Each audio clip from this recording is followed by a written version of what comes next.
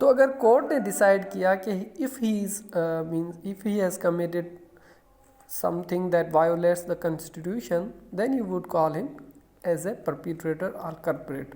मतलब आप उसको गिल्टी उसके बाद कह सकते हैं, पहले नहीं। इसी तरह आपका जो हाइपोथेसिस आप जो बनाते हैं उसके साथ साथ होता है नल हाइपोथेसिस। वो कहता है you are innocent until proven guilty.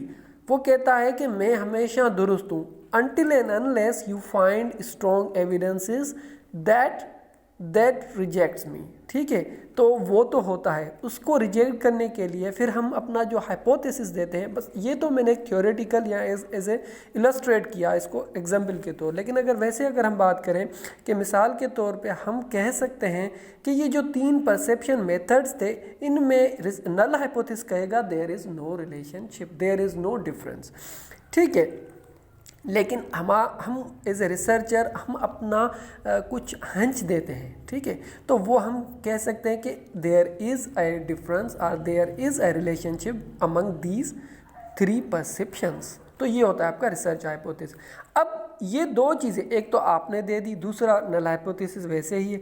अब दुरुस्त कौन है, आप रिसर्चर दुरुस्त है या वो नल हाइपोथेसिस दुरुस्त है, उसको डिटरमाइन करती है ये काय स्क्वायर की वैल्यू, काय स्क्वायर की टेस्ट स्टैटिस्टिक। ठीक है, ये जो आप देख रहे हैं 6.3। अब डिसीशन मिसाल के तौर पे, अब जो अगर आप देखेंगे इसकी जो, क्योंकि as per frequency degree of freedom में होता है। अब जो रिजेक्शन एरिया थी इसमें थी 5.991। ठीक है, 5.991। तो अगर 6.3 आया है तो इसका क्या मतलब है, इसका मतलब ये है कि आपकी जो रिजेक्शन एरिया आप देख रहे हैं ना, ये जो ब्लू मतलब हुई पड़ी है एंड राइट एंड पे, राइट टेल पे, ये जो टेल बनी हुई है इसमें। ठीक है, इसमें कहीं पर भी मतलब कि 5.991 से आगे कहीं भी वैल्यू आ गई तो आपका हाइपोथेसिस जो आपने बनाया वो दुरुस्त है, लेकिन नल हाइपोथेसिस रिजेक्टेड है।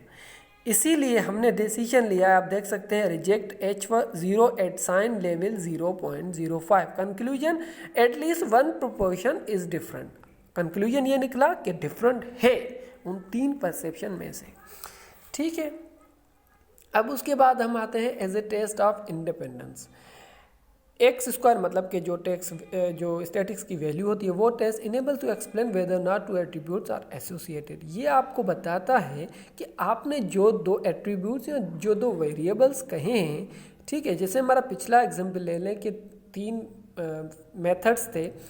ठीक है, उनको फेयरनेस पे रेट किया गया, तो क्या वो उनमें कोई एसोसिएशन है। ठीक है, मतलब एसोसिएशन ऐसे कि क्या वो डिफरेंट है या डिफरेंट नहीं। टेस्टिंग इंडिपेंडेंस डिटरमाइन वेदर 2 और more observation across 2 populations are dependent on each other. अब क्या 2 या 2 से ज़्यादा ऑब्जर्वेशंस मुख्तलिफ 2 पॉपुलेशंस में क्या एक दूसरे पे डिपेंड करती हैं या नहीं। If the calculated value is less than the tabulated value at certain level of significance for a given degree of freedom, we conclude the null hypothesis stands, which means that 2 attributes are independent or not associated.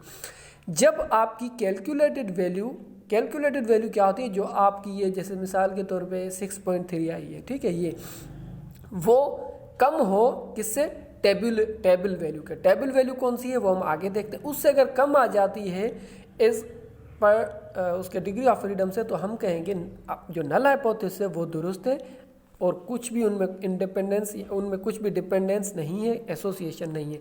लेकिन अगर calculated value is greater than the tabulated value, we reject null hypothesis. Okay, bear in mind these 2 points, these are the significant points. What are the steps involved in determining the hypothesis? The first step, the 2 variables are independent. Null hypothesis, as I already illustrated. However, research hypothesis, the 2 variables are associated. Calculate expected frequency. For example, is equal to row total multiply column total upon grand total. उसके बाद ये आपका formula आता है, ये हम पहले ही देख चुके हैं, लेकिन यहाँ पर हमें डिग्री ऑफ फ्रीडम भी डिटरमाइन करनी होती है। उसके लिए क्या होता है, हम करेंगे r-1, r मतलब रो, जितने भी रो में मतलब होंगे एट्रीब्यूट्स उनको माइनस करेंगे 1 से, फिर जितने कॉलम में एट्रीब्यूट्स होंगे उनको माइनस करेंगे 1 से, फिर दोनों को, क्योंकि ब्रैकेट के बीच में कुछ नहीं है तो हम उनको मल्टीप्लाई करेंगे। डिग्री ऑफ फ्रीडम निकालना बहुत इंपॉर्टेंट होता है, क्यों? क्योंकि वो जो आगे हम टेबल वैल्यू देखेंगे वो degree of freedom he determine करेगी कि कौन सी वैल्यू हमने उठानी है कौन सी नहीं। मैं आपको समझाता हूँ। अब compare computer test statistics against the table, ये आपने जब सब कुछ कर लिया, डिग्री ऑफ फ्रीडम निकाल दी, तो फिर क्या करेंगे आप कंपेयर करेंगे आपकी जो कंप्यूटर जो आपने निकाली है वैल्यू उसको जो पहले से इस टेबल में, ये देखें ये टेबल में कह रहा था, इसमें जो पड़ी है उससे। अब उसके बाद जब आपने कंपेयर की, the computer value of the Pearson chi square is compare with the critical value to determine if the computed value is improbable. The critical table values are based on sampling distribution of the Pearson chi-square statistic. If calculated value is greater than the table value, then we reject the null hypothesis. अब ये क्या कह रहा है, basically ये कह ये रहा है, ये आप लेफ्ट साइड पे देखें डिग्री ऑफ फ्रीडम लिखी हुई है 1 2 3 4 5 6 7 8 9 10। ठीक है, मिसाल के तौर पे आपके जो भी आपकी थी हाइपोथेसिस, उसमें से जो भी आपके वेरिएबल थे उसकी डिग्री ऑफ फ्रीडम थी 2।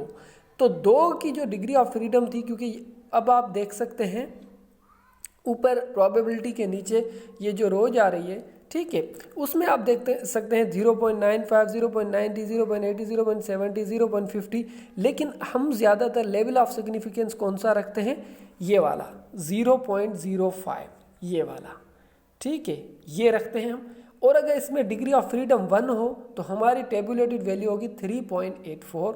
अगर डिग्री ऑफ फ्रीडम 2 है तो हमारी टेबल वैल्यू होगी 5.99। इसी तरह 3 होगी फिर डिग्री ऑफ फ्रीडम तो 7, 4 होगी तो 9। लेकिन अगर मिसाल के तौर पे हमारी डिग्री ऑफ फ्रीडम 1 है तो हमारी रिजेक्शन एरिया होगी 3.84। ठीक है, मतलब ये कि अब आपका जो कैलकुलेटेड वैल्यू आए इसकी काई स्क्वायर की वो 3.84 से ज़्यादा हो, तभी जाके आपका रिसर्च हाइपोथेसिस एक्सेप्टेड होगा और नल हाइपोथेसिस रिजेक्टेड होगा। होपफुली ये क्लियर हो गया होगा आप लोगों का। अब अगर हम एग्जाम्पल की बात करें